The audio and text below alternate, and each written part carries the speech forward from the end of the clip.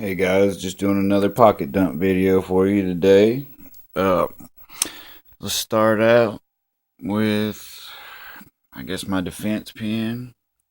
It's from Kershaw. It's actually a pretty decent little pen. Writes alright, I guess. Nothing bad. I got my little streamlight looking flashlight. About $10. Pretty cheap. Still worked. Got my Casio Forester. Sports strap band. Got the new Schrade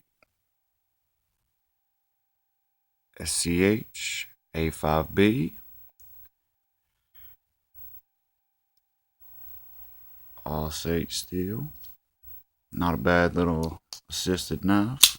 Quick. Regular digi wallet. Trifold. Nothing major. Got my hat as always. Got my Oakley.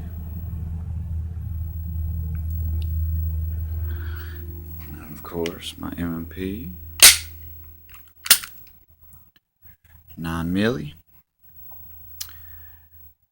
With some pretty decent hollow points.